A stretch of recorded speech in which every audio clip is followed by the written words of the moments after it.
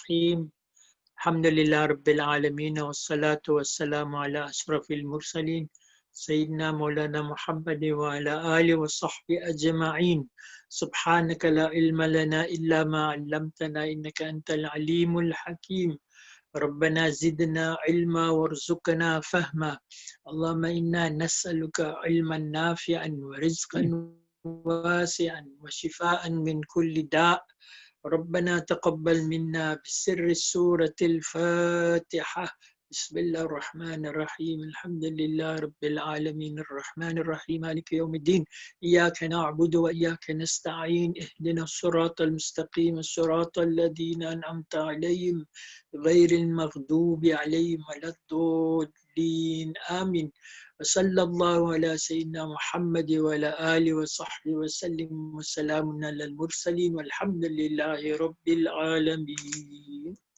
Shukran jazilan Imam Hussein. Allah subhanahu wa ta'ala shower his mercy and his blessings on you and your family and everyone else who's part of our session. Amin, amin. Tonight we're doing the name of Al-Bari. Now, as we said, that many of the scholars have linked the three names Al-Khaliq, Al-Bari, Al-Musawwir. There are three separate names, each name in its own right. But Al-Bari is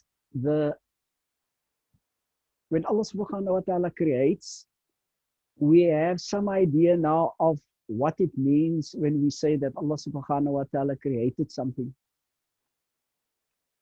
But the process that's involved in creating something, Al-Bari gives us the idea how the things are actually produced. Why is it that Allah subhanahu wa ta'ala has announced to us that this is one of the names through which we must get to know Allah subhanahu wa ta'ala? Now,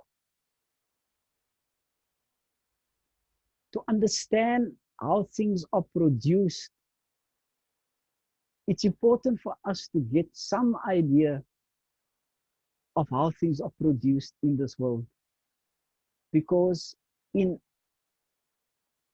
trying to understand that, we will get a better idea of how truly great this name of the producer is.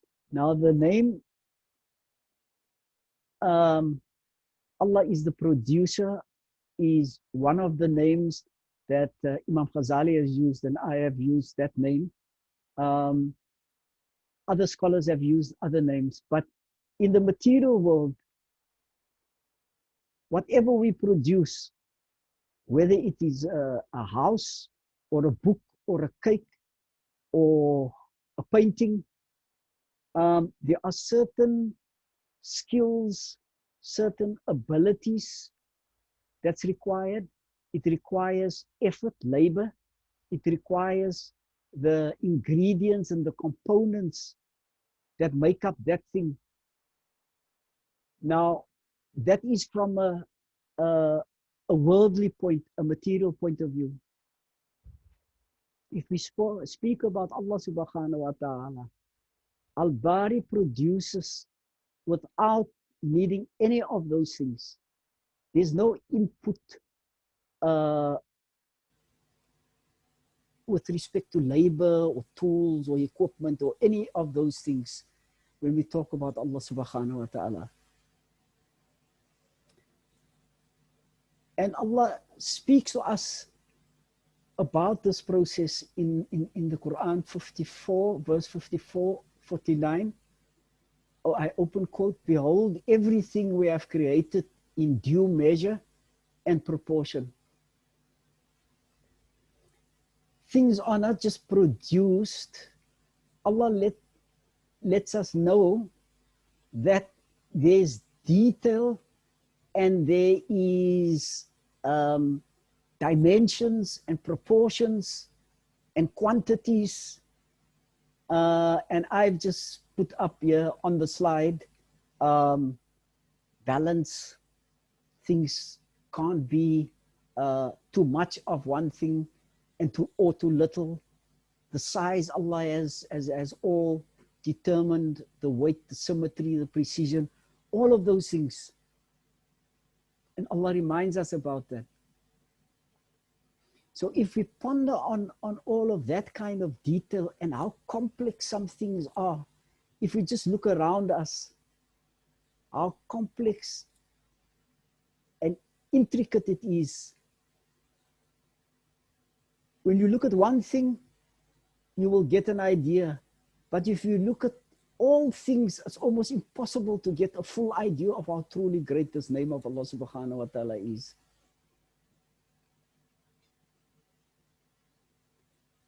Now, as I said, the translators of the Quran have given different names, and the scholars have given different names. These are only some of the names that people have translated as meaning Al-Bari, the inventor, the maker, the originator, the producer. Now, it covers the different names that the scholars have given, covers only aspects of what this actual name contains.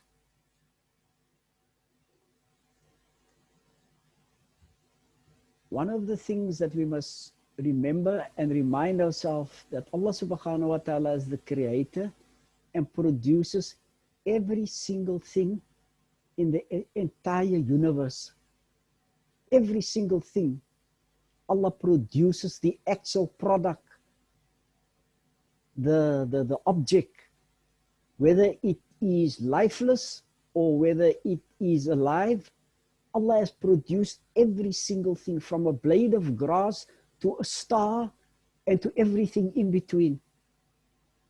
And Allah has produced it, unlike in our case, if we produce things, then we need a diagram or a blueprint or a model to work from so that we can construct it according to that. Allah doesn't need anything like that.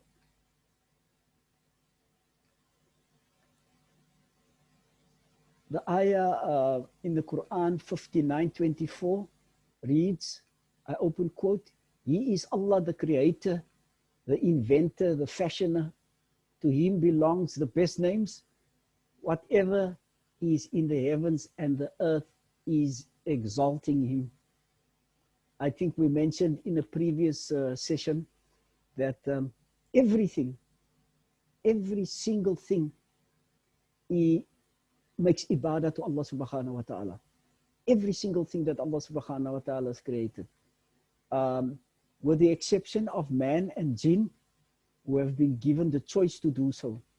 But everything, we don't know what form it takes. But this verse also speaks about Al-Khaliq, Al-Bari, Al-Musawwir.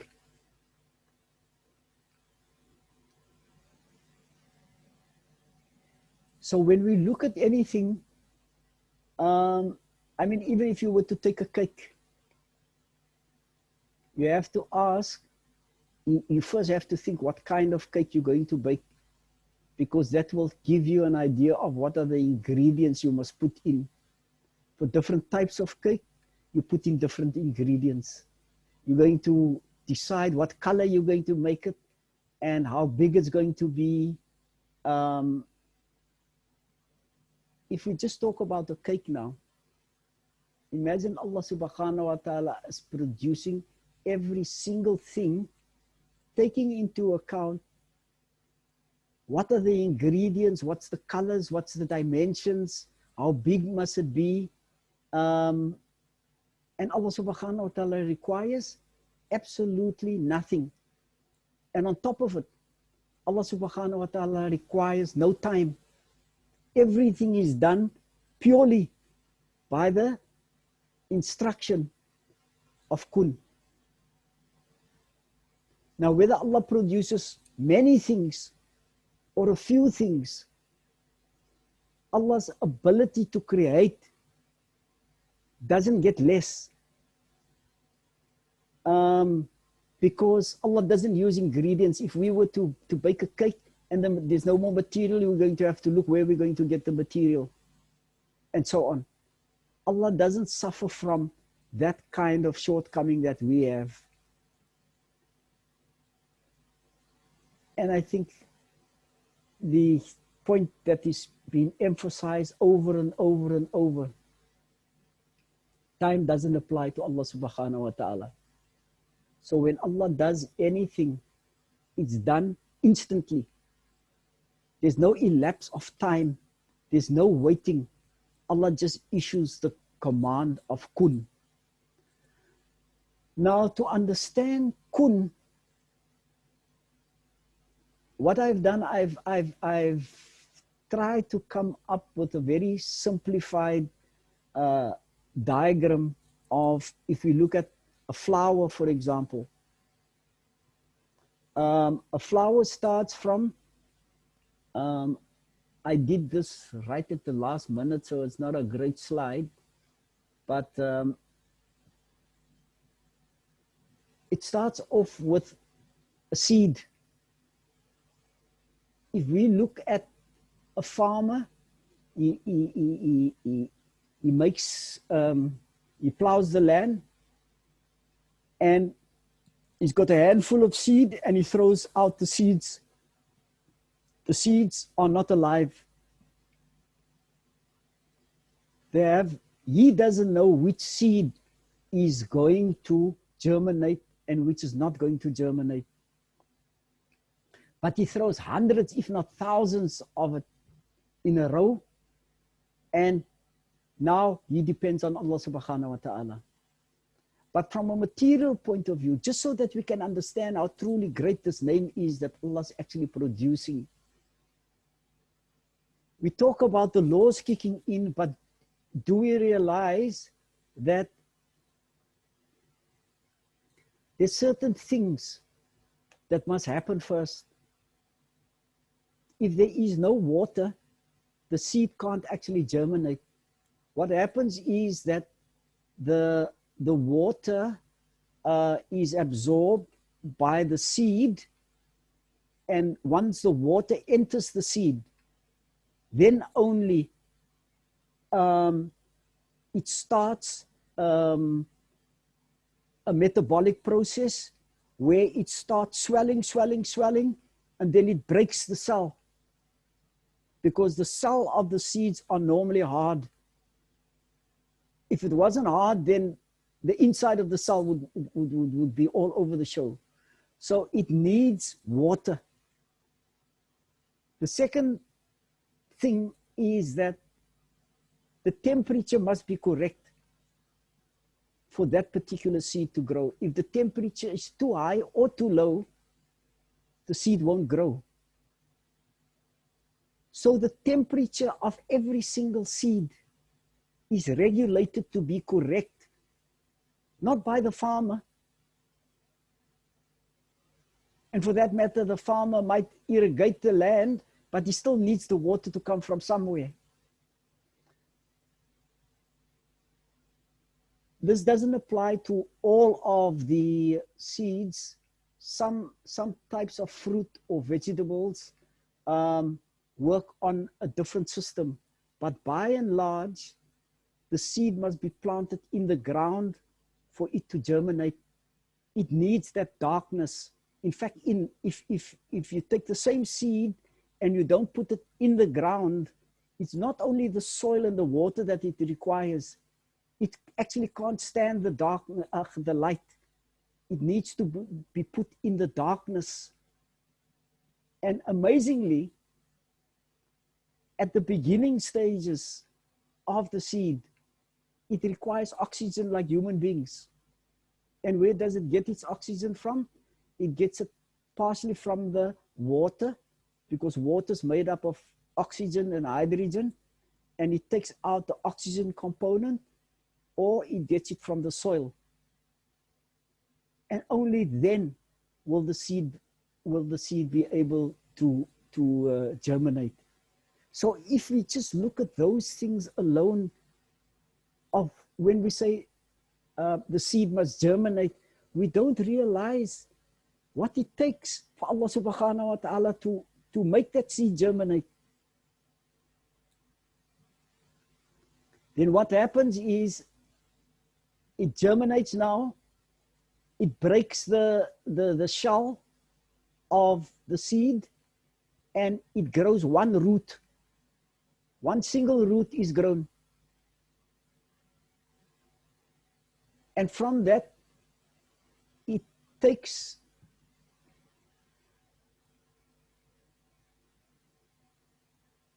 that single root and it branches out into what is referred to as root hairs to form the root of the plant, because if it's not rooted properly, if it grows, it won't be able to anchor itself. And then the stem grows above the ground. Once the stem grows above the ground, those parts here require carbon dioxide. What we exhale as human beings, the plants require that to grow. And it also needs sunlight. So between sunlight and carbon dioxide, it is able to actually continue with its growth process, and then it forms the leaves and the branches and the fruit or the flower, whatever it is. So just looking at those things alone, it is an extremely complex process that when we take a seed, we drop it in the ground, throw some water on it, and then tomorrow or a few days later, we start seeing something coming out. We're amazed, but we don't really understand how complicated the process really is. And we actually take it for granted. Now I'm immediately going to go over to the concept of kun again, so that we understand it 100% correctly.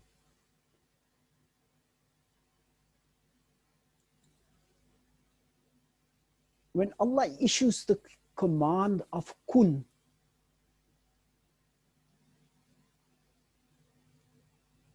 we say time doesn't affect Allah subhanahu wa ta'ala. That we understand and that we know. But the fact that the instruction covers the lifespan from the beginning till the end, and everything in between. But kun says be. So it's supposed to be immediately. How do we understand that in relation to time? Because if we looked at how the plant needs to go from one point to the other till eventually it goes above the ground, only then does it grow. How does kun fit in with that understanding? Let me hear if there are comments of how we can explain this, that these plants must go through all the processes, yet kun is unrelated to time. So why is it waiting? Why is it not immediately a flower or a tree or whatever?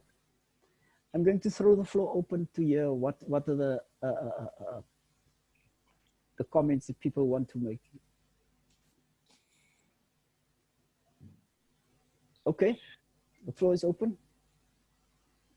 Salie, Assalamu alaikum. Wa alaikum salam, Muhammad Fasih. Salam to everyone else in the room.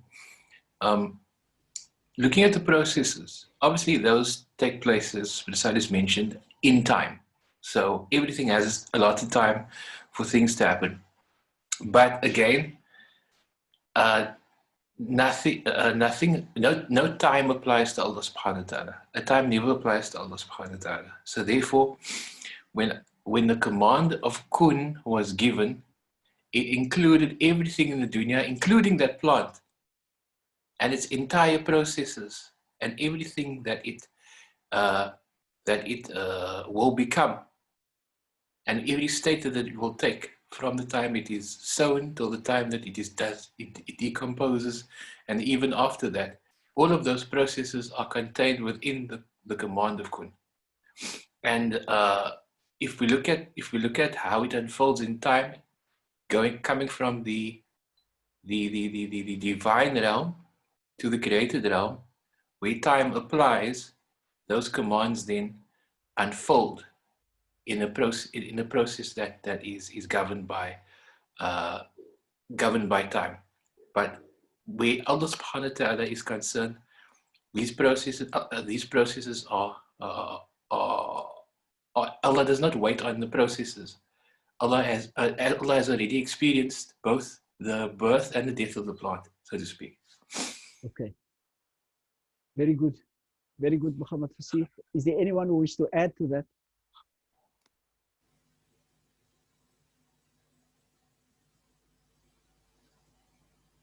Okay, let me, if there's not a lot that I can add except to put it in a diagrammatic form for those people who may have missed out on the previous session, so that we can just explain. Allah issues the command of kun. That's all Allah does. Allah just issues the divine instruction, be, and then the ayah says, then immediately it is. But in the material world, the tree isn't immediately. So how should we understand it? So let me just go over this diagram just to show. So the instruction is there.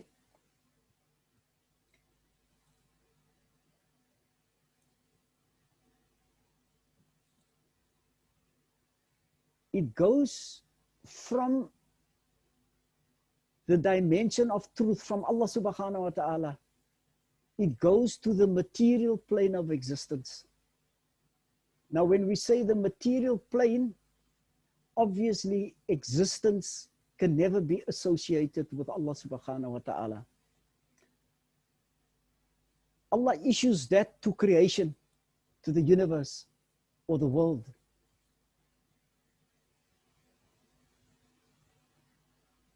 So when the command enters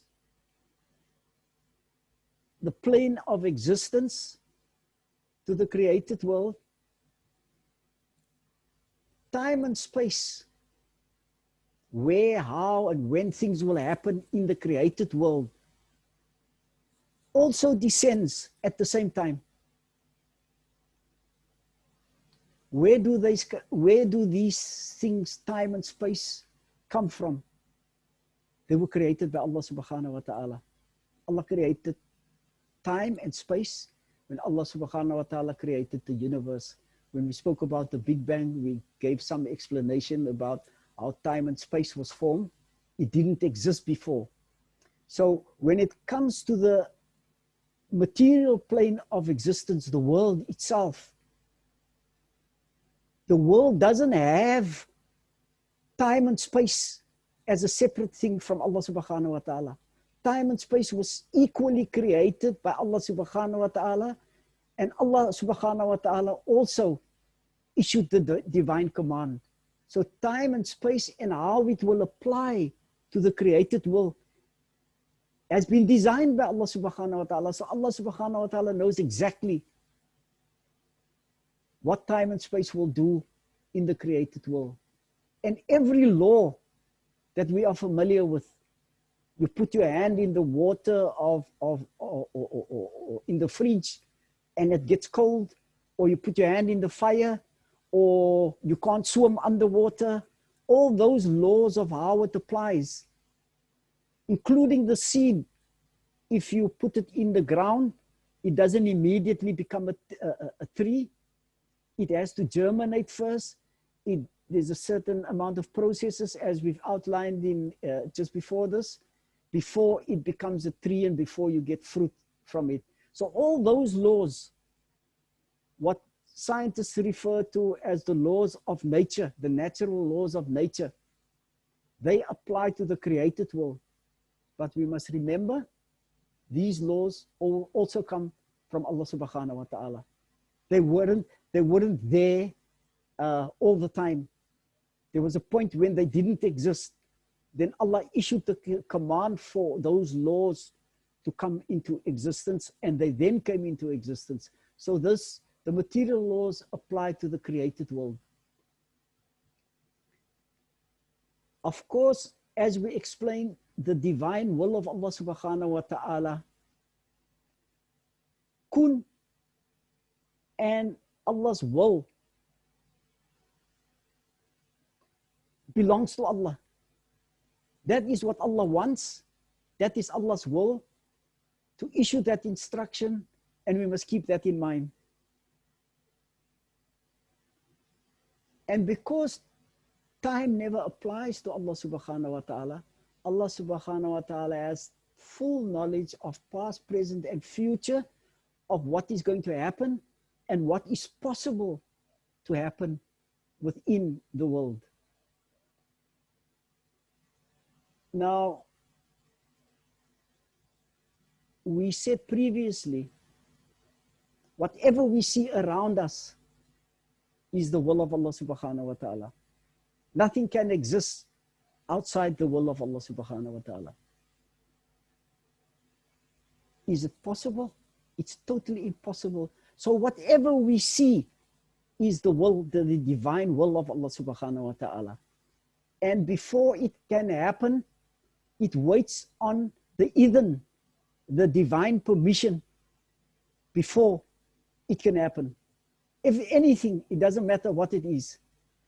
Of course, we mustn't fall in the trap of how the Jabariya believed, that because everything that we see around us is governed by the will of Allah subhanahu wa ta'ala, we can now just do what we want. Allah has given us choice, and we're going to be held accountable for that choice. But even how we exercise our choice, what we wish to do or not do, is dependent whether Allah gives the permission for us to do that particular thing.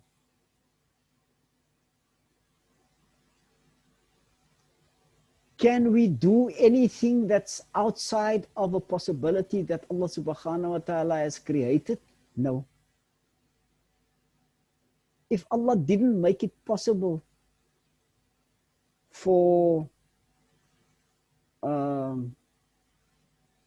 horse to live underwater, then it doesn't matter what happens in creation, who does what. Allah didn't create that as a possibility. But did Allah make it possible, maybe, for us to one day go to the planet Pluto? If that is a possibility that's been created, then it will happen with the will of Allah. But it's a possibility. But if Allah has decreed, we will never ever be able to go beyond. Maybe we'll be able to get to the planet Mars as the closest planet to us, but we won't be able to get beyond that. Then of course there's the question of the power of Allah subhanahu wa ta'ala that governs the entire material world. What did we say? And we emphasize this point over and over. Yes, you can take a hammer to knock in a nail, but the hammer does not have ability. You can drink water, but the water does not have ability in itself to quench the thirst. Allah creates the effect. Allah is the one that makes the thirst go away, not the water. Otherwise, we are assigning power to the water, which it does not have. So what Allah does to make things easier for us to understand, Allah uses worldly means. Allah uses the water to quench the thirst, or the knife to cut. But the knife itself never has ability to cut. It only cuts if it is by the will of Allah subhanahu wa ta'ala. But that ability to cut, even if the permission is there for us to do something, we can't do without the power, because the power comes from Allah subhanahu wa ta'ala, not the means that we use or the instruments that we use in the world. And then within the world, we will find that everything has a beginning. Every single thing in the universe, in the entire created world, in all the different samawat, in all the dimensions of existence, of even Malaa'ikah, Jannah and Jahannam, you name it, it had a beginning and it will have an end, because it is part of creation. Only Allah subhanahu wa ta'ala has no beginning and no end, which makes the created world different. The fact that it has a start means that it must have an end. But at the beginning, it starts. That's the instruction for it to start. But then it has to grow. It doesn't immediately die, because if you look at the concept of kun, it's unrelated to time. So I hope we understand that when we go through the growth and development of whether it is a plant or a person or anything else that Allah subhanahu wa ta'ala has created, that it starts off and it goes through certain processes. And all of these processes here are governed by the material laws, which covers both time and space, but they come from Allah subhanahu wa ta'ala. Although we say the laws apply to this dimension of existence, we must remember these laws doesn't exist in its own right. It has been put there for Allah subhanahu wa ta'ala to govern how creation will work at this level. So if we say kun, don't have this concept that when it comes to the world, that there's an expectation that Allah said kun, and now you expect it to be there. It goes through certain processes that Allah uses within the material world to give effect to the concept. Well, I'm going to leave that one there and just hear if there's any comments or questions. For those people who have joined us who were not part of the previous session, please feel free to ask questions, because our sessions are interactive. We like participation from the participants. So if there's any question or any comment anyone wish to make, please feel free. The floor is open. I'm thinking of Nabi Adam. He wasn't created in the material world, therefore the time and space and the laws of nature didn't apply to him. Are you saying or are you asking? Just something I realized. Yes, but when we say the created world, we are not talking about our planet only. We're talking about anything. When we talk about anything, the reason why we're using our material plane of existence as an example is because we know nothing about the ghaib. We know nothing about the unseen. That's Allah's domain. And some of the chosen ones, the awliya, the salihin, the messengers, they were given some insight into the unseen world. We have been given little. But it does not mean that kun does not apply equally to the other levels of existence, because they were created. And when Allah creates them, Allah puts certain laws in place for that dimension. Whatever those laws might be, we understand our laws, we don't understand the other laws. So even when it came to Nabi Adam, the time when he was created, the fact that we use the word created means there was a point where he did not exist. So there are certain laws that would apply.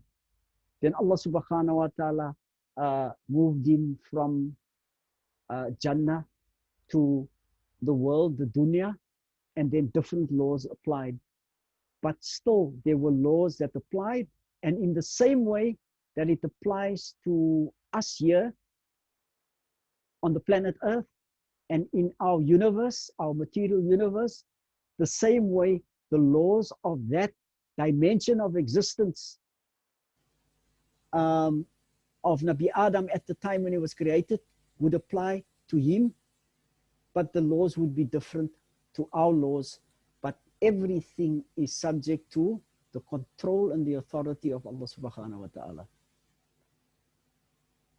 Does it make it a bit more clear, Aisha? Yes, Buddha Salie. I understand that every realm has its laws. Yes. Like our material world has laws. That the realm of that Nabi Adam was in also had its laws. Okay. Alhamdulillah.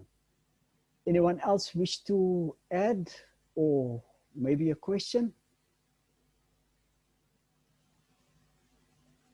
Okay, let's move on. I hope that this helped to clarify it a little bit more concretely from just speaking about it.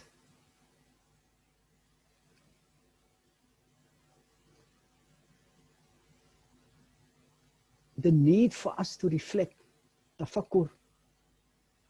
Allah subhanahu wa ta'ala says in verse 12, 105, how many a sign is there in the heavens and the earth that they pass by while they are disregardful of it. Allah speaking to all of us here.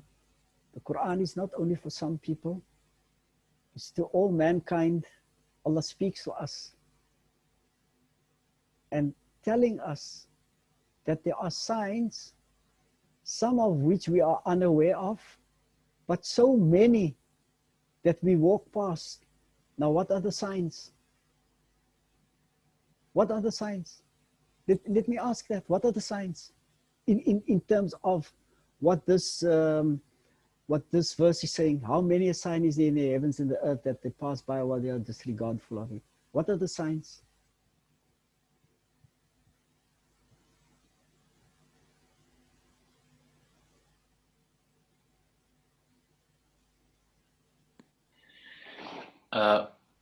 Salie, Yes. I would say that the signs are those things that are in the external universe and in the internal universe. When I say the internal universe, I'm talking about signs within ourselves. And the external universe, obviously the dunya itself, the cosmos, everything that we see, everything that operates, and as we've spoken here about here, we use the example of a plant, but anything and everything that Allah subhanahu wa ta'ala has either given life to, or in the material world, every aspect of creation, all of those are the things we should marvel at and understand that Allah is the sustainer of it, and Allah is the producer and the fashioner of those things. Yes. What about the potato or the rock or the piece of plastic that's lying there?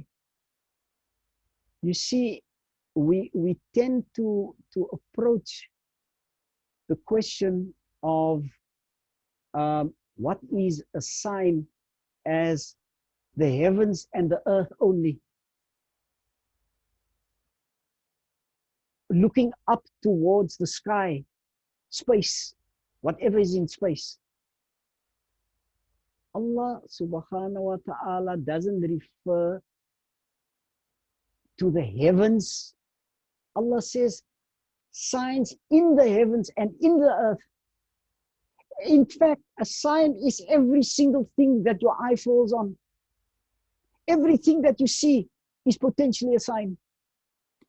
Whether it's a piece of bread there or the cup that you've put next to the computer or the cell phone, doesn't matter. That cup with the tea is a potential sign of Allah subhanahu wa ta'ala. And we must ponder on and look at everything around us so that we can extract what are the signs that I must extract from this cup that's standing next to me. What are the signs that I must extract from the door or the window or the wall? Everything is a potential sign because Allah subhanahu wa ta'ala is the creator of that. We must look at how Allah subhanahu wa ta'ala created. And then we will start reflecting more and more and see the greatness of Allah subhanahu wa ta'ala wherever we turn our face. You will see and recognize Allah subhanahu wa ta'ala no matter what you are looking at.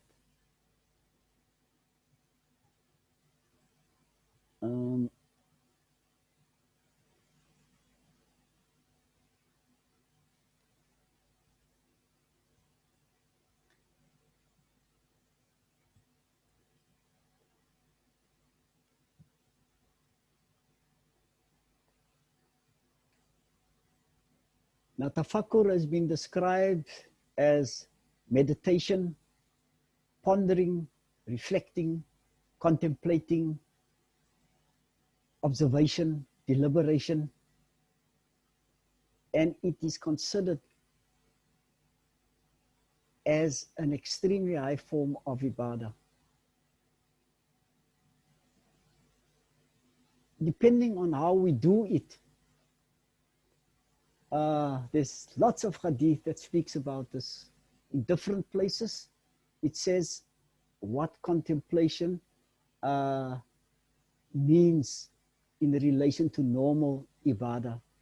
And it's been said that it could be equal to 1,000 years, a moment's true reflection and tafakkur with your full heart and full presence can be worth 1,000 years of worship, normal worship.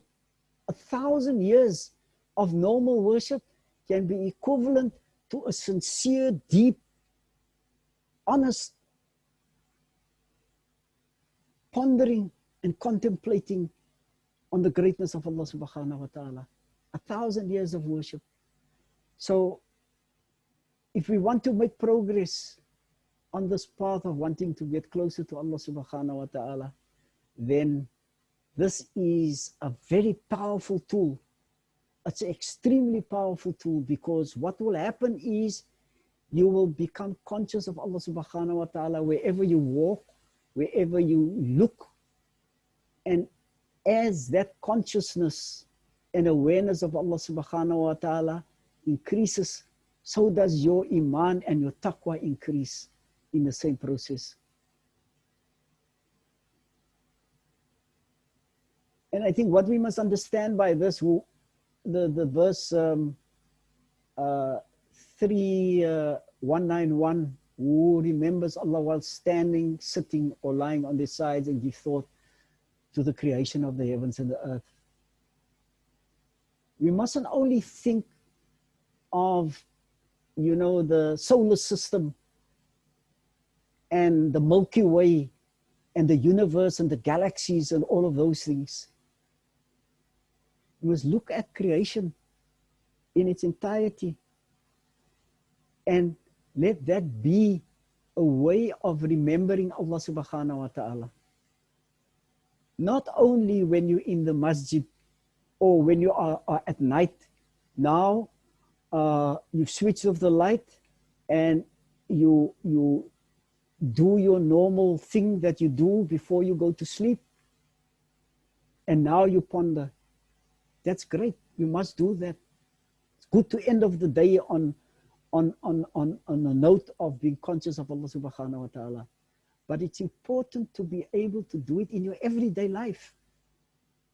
Not only at night or when you're busy making salah and after salah or just before salah, now you spend a few minutes giving thought to Allah subhanahu wa ta'ala.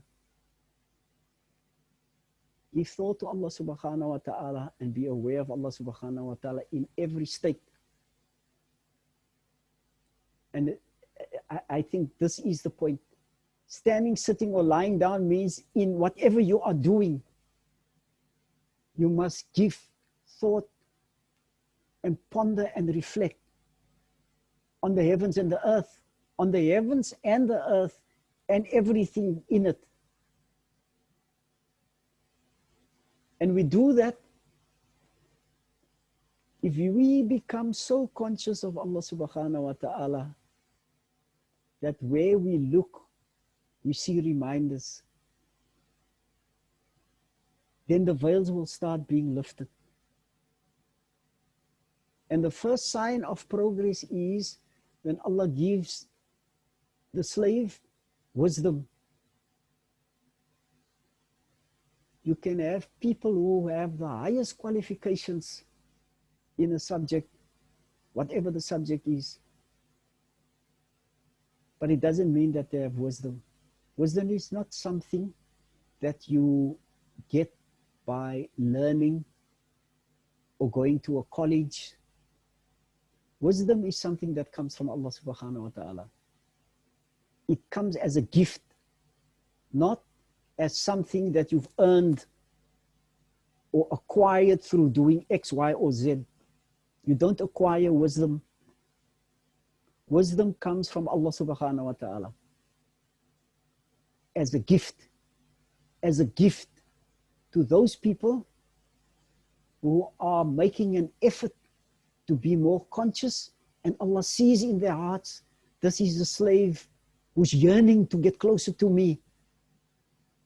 Then Allah endows and blesses that person with wisdom. And wisdom is, you can see it in the older people. They didn't have a fraction of the education that the people of today have, but they were endowed with wisdom. We only see how wise our parents and our grandparents and our forefathers were. As we also get older, we start realizing that they've actually been endowed with wisdom. And their wisdom was a gift given to them for the state of their hearts, their sincerity, and really wanting to get close to Allah subhanahu wa ta'ala. Then the stage after that, and very few of us, may Allah make it possible for us to do so, but very few of us will get to the point where hidden knowledge and secrets of both this world and the unseen worlds are revealed. Those are, so you progress from sincerity and active pursuit of knowledge. You get to a stage where Allah bless you with wisdom. And if you continue on this path and you use it correctly, and Allah is pleased with it, then Allah will bless you with knowledge of both this world and the other world. That's where the awliya are, and the salihin, the people who have reached that level of development. And that is something that if you talk about that level of knowledge, you can only share that level of knowledge with people who have that kind of knowledge.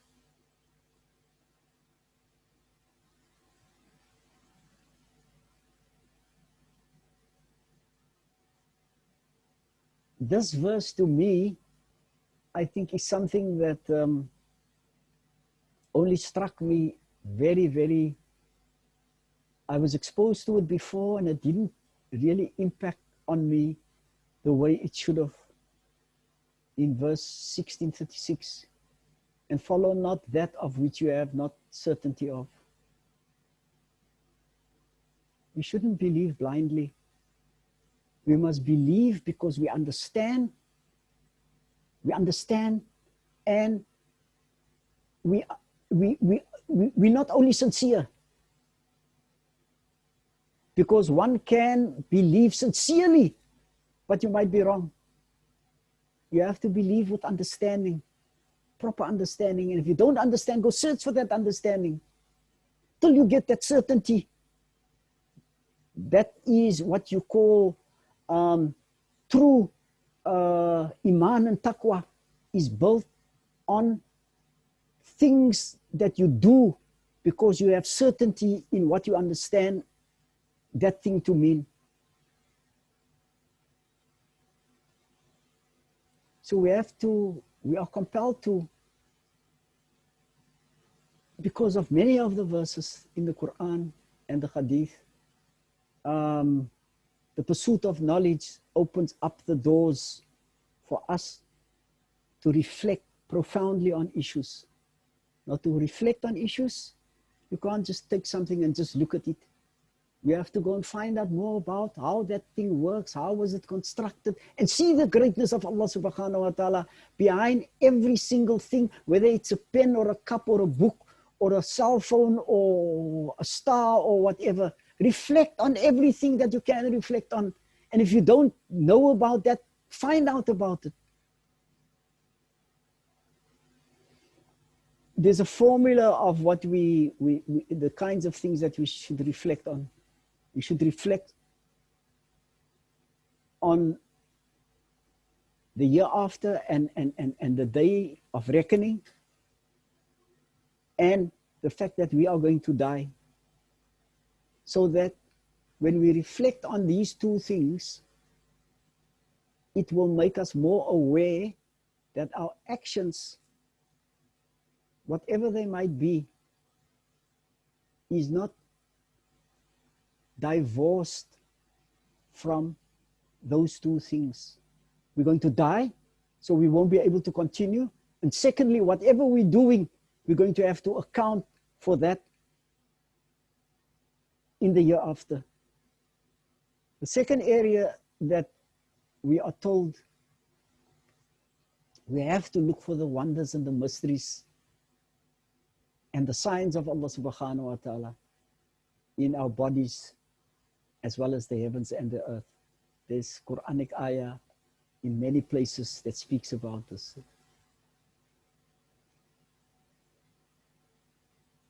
We can never reflect on the essence of Allah subhanahu wa ta'ala,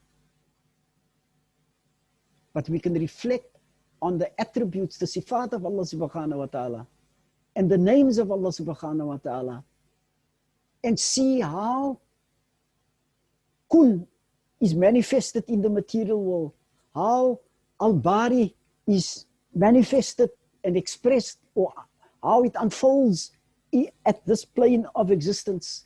See that and see the greatness of Allah subhanahu wa ta'ala, because we will never ever be able to know the essence of Allah subhanahu wa ta'ala. That is not something that is knowable to anyone or anything in creation. The actual essence of Allah subhanahu wa ta'ala is only known to Allah subhanahu wa ta'ala himself, because only Allah is utterly and totally perfect, and only true perfection can know perfection.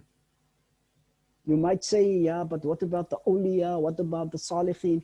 What about Rasulullah sallallahu alayhi wasallam? Rasulullah sallallahu alayhi wasallam reached the ultimate that a human being can reach in terms of closeness and understanding and knowledge of Allah subhanahu wa ta'ala. But even that is not total knowledge.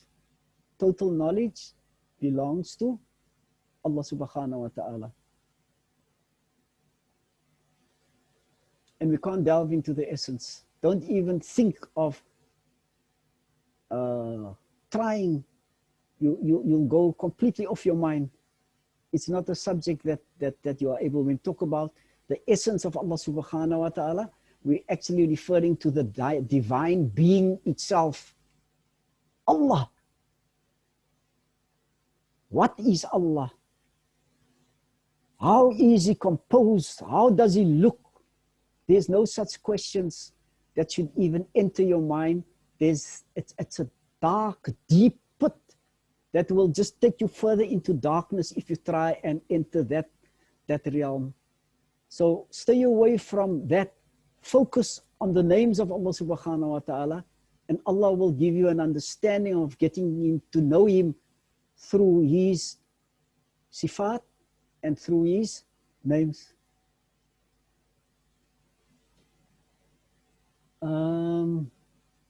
I think I have spent a lot of time on this, but just to put up this to say,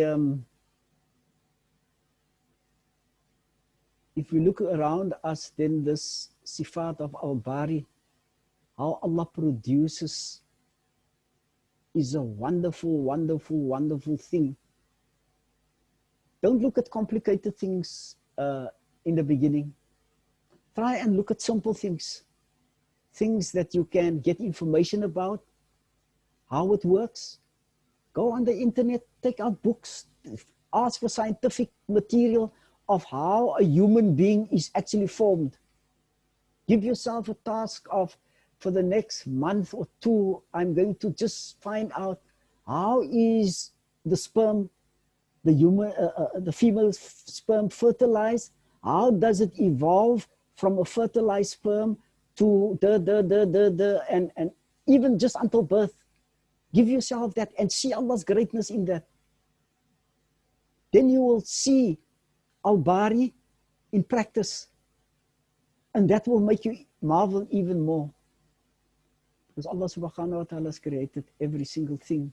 And every single thing is a potential area for us to marvel at.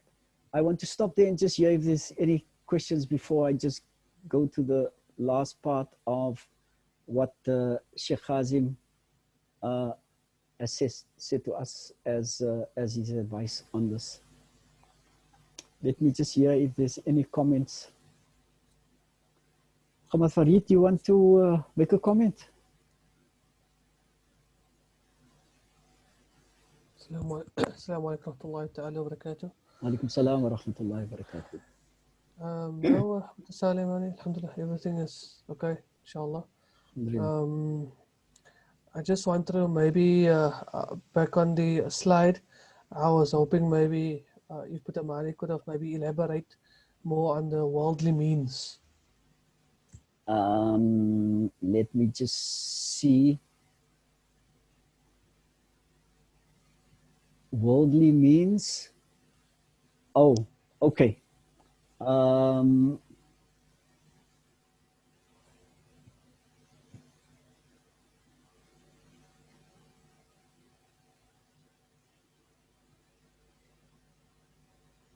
This one. Is this the slide you're talking about? Yes. This one, yeah. Yes, specifically the worldly means. Yeah. Okay. If we say we use water, we've used water and fire all the time, so let's use water. Does water quench the thirst? Does water have the ability to make the seed grow? Water itself? No. Or does it? Sorry? No ability. No ability has no effect. Water can't create effect. On its own. So where does the effect come from? Only from Allah. From Allah subhanahu wa ta'ala. Allah subhanahu wa ta'ala created the doer, the water. When we say the doer and the actions of the doer, referring to a person, so that we can get the concept straight. But Allah created the water and the effect that the water creates. Both were created by Allah subhanahu wa ta'ala. So if we say the water does not have the ability to create the effect of making the plant grow, then we are in fact saying that the worldly means is only something so that we can understand how this power from Allah subhanahu wa ta'ala comes through certain worldly means or material means. Bread, and bread, if you're hungry, can it make your hunger go away? But Allah uses bread as a means for us to sustain ourselves if we're hungry. But we should never fall in the trap to think it's the bread or the water or the knife. So the point about Allah subhanahu wa ta'ala creating the effect through water, through the sunlight that the plant needs, through the temperature, everything, that effect doesn't come from the sun for the sunlight. The effect doesn't come from the water. The effect doesn't come from anything. Every effect comes from Allah subhanahu wa ta'ala. Does that clarify it? Subhanallah, yes. Alhamdulillah. Shukran. Shukran. Any other question or comment?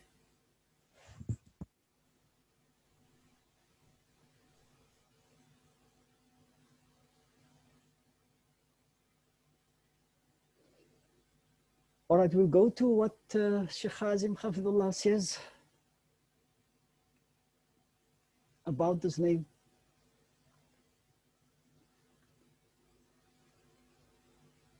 We mentioned earlier that we've been advised to attach ourselves to certain names if we want to get the benefit of that name. We should look after that name. Like a mother looks after a small baby. This is the other way around, of course. The name will look after us. We would be the baby. Not the other way around. But you must do what you can to understand this name, to take the meaning that you get and try and deepen your understanding about that name and try and recite it with presence of heart and do it regularly. It's not only that you understand the name and now you try and find out more. Your attachment should be expressed by regularly reciting it. And the formula is not based on how many in the beginning. In the beginning, it's more important to do quality rather than quantity. If you do that, then Sheikh Hazim Hafidullah says that Allah will bless that person with love and dignity. Where does that love and dignity that our Sheikh is speaking about, where does it come from? That's Allah subhanahu wa ta'ala's love. And Allah subhanahu wa ta'ala will place that person in a position where he will be a person who will be considered as one with dignity. Not just in Allah's eyes, but in the eyes of everyone that they come into contact with. And also, you can use it as a means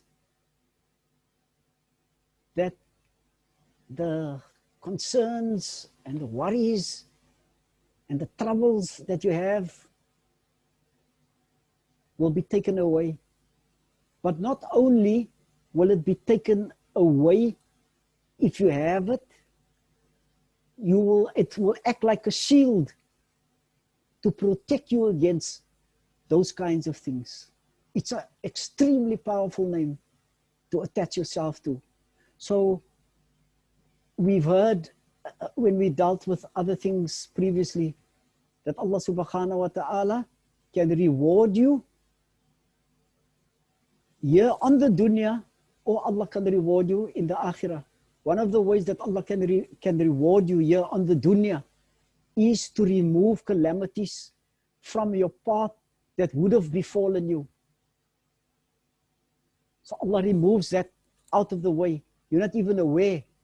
You're not even aware because you don't know what has been decreed by Allah subhanahu wa ta'ala. But Allah removes those difficulties and calamities out of your way. And this is one of the names that can assist you with that. Our Sheikh says that it can also be used as a protection against chronic illnesses. that speaks for itself. You either have an existing chronic illness, or it could be that you ask Allah to protect you from not getting that type of illness, whatever it might be. And then, of course, Sheikh says it's one of the things that can be worn in a written form on your person for protection, azimat. Now, the fact that Sheikh is advising that we can wear it in a written form for protection already explains, if you want to know, can one or should one or whatever, yes, Sheikh says you can wear it. There's no more questions to ask. Sheikh is a knower of Allah. Sheikh has a relationship with Allah that we don't have. We got minds that we think we're clever. We don't even understand how big this material world is. But we want to engage with people who know Allah, who's got insight into the ghaib or some aspects of it. Yeah, our Sheikh is a knower of Allah. One of the awliya, one of the living awliya of Allah subhanahu wa ta'ala. He is saying you can wear it in a written form as a form of protection. So alhamdulillah, I want to end off on that note and just take the final comments or questions if there are any.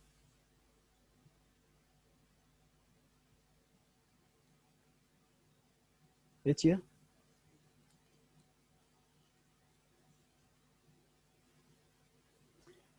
Some of the newer people who have joined us, be good to hear whether there are any questions or even comments or what their understanding is of a particular aspect that we covered thus far, or for that matter, anyone else.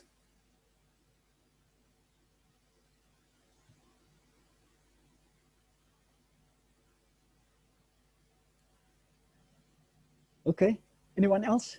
Muhammad Fasih?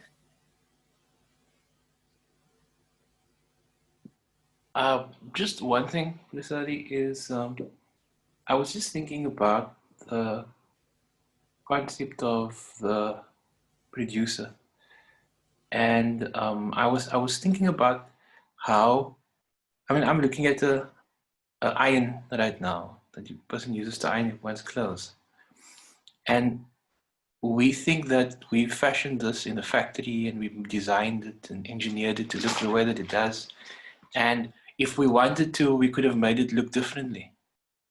But the design belongs to Allah, the means belongs to Allah, the ability to create, to put this thing in the world belongs to Allah.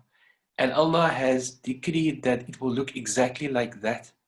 That's all part of Allah's decree. And what I've realized about that is that because it belongs to Allah, literally, like Salie's been saying the last couple of sessions, is that man does not have the ability to effect anything. Absolutely everything belongs to Allah subhanahu wa ta'ala, even that.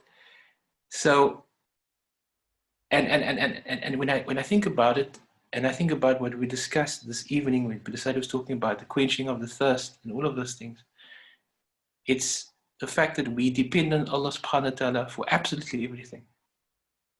We are so dependent on Allah subhanahu wa ta'ala. To tie our shoes, that is even too sophisticated for us. Even to fashion a thought in our minds is too sophisticated for us.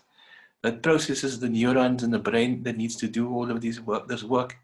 So, subhanAllah, if one thinks about that, that makes it come alive for us. When we talk about Allah being the fashioner, Allah being the producer, Allah being the one who gives, literally, we're not just describing Allah in Allah's benevolent sense, but literally in what Allah does, for lack of a better word, the work Allah does in the created realm all the time for things to be the way that they are. That literally is what it is.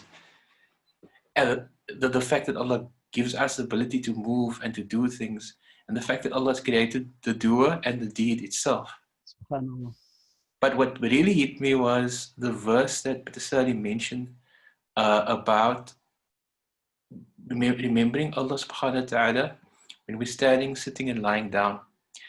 And the fact that that covers the three phases of a person's, three stages of a person's interaction. We're either standing, we're sitting, we're lying down. And I always used to think that just means making dhikr. But literally it means remembering Allah in every aspect. Like thinking about Allah, thinking about what Allah has created, being conscious of Allah subhanahu wa ta'ala in all those three phases. So literally for me, that is an indication that Allah says throughout your day, throughout your life, throughout whatever your interaction with this world is, constantly be thinking about me. And those are the special people, the ones who constantly remember Allah in whatever phase they are in their day. So yes, subhanAllah, it's profound. It's like we encounter all of these things every day, but then we actually sit and we pull off that extra layer, and that's where the brain explodes. Shukran, Muhammad Fasih. Just before we make dua to conclude, I just want to let you know what the next name is going to be that we're going to be doing.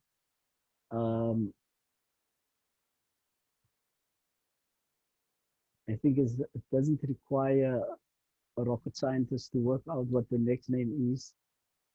Al-Musawwir, the fashioner, the shaper, the one who gives form, will be the next name, inshallah. And I want to, okay, let us rather do that at the next session. I was going to say, let's discuss the time of when we start, but we'll do that when we meet again, inshallah. For now, I'm just going to ask Muhammad Farid if he would like to make a closing dua for us, inshallah.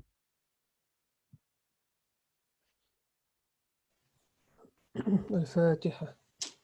بسم الله الرحمن الرحيم. اللهم صل وسلم وبارك على سيدنا محمد الفاتح والخاتم والسبق والناس الحق بالحق والهادي إلى صراطك المستقيم صلى الله عليه وعلى آله وأصحابه حق قدره مقداره العظيم. بسم الله الرحمن الرحيم. اللهم صل على سيدنا مولانا محمد وعلى آل سيدنا مولانا محمد مفتاح باب رحمة الله أدرى ما في علم الله صلاة والسلام دائما بدوام ملك الله وعلى آله وأصحابه أدرى كل ذات ألف مرة.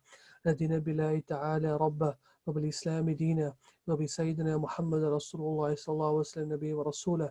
رضينا بالله تعالى ربه وبإسلام دينا وبسيدنا محمد رسول الله صلى الله عليه وسلم به ورسوله. رضينا بالله تعالى ربه وبإسلام دينا وبسيدنا محمد رسول الله صلى الله عليه وسلم به ورسوله. يبارك سورة الفاتحة إلى سيدنا محمد رسول الله صلى الله عليه وسلم. الفاتحة. بسم الله الرحمن الرحيم. الحمد لله رب العالمين الرحمن الرحيم مالك يوم الدين إياك نعبد وإياك نستعين اهدنا الصراط المستقيم صراط الذين أنعمت عليهم غير المغضوب عليهم ولا الضالين آمين آمين آمين رب العالمين. سبحان ربك رب العزة عما يصفون والسلام على المرسلين والحمد لله رب العالمين. جزاك الله خير يا ابن ماني. السلام عليكم ورحمة الله تعالى وبركاته. عليكم السلام ورحمة الله وبركاته. شكرا Muhammad Farid. Shukran to everyone else. Assalamu alaikum wa rahmatullahi wa barakatuh. Until we see one another again at the next session on Wednesday, inshallah. Assalamu alaikum wa rahmatullahi wa barakatuh. Alaikum salam wa rahmatullahi wa barakatuh. Assalamu wa rahmatullahi wa barakatuh.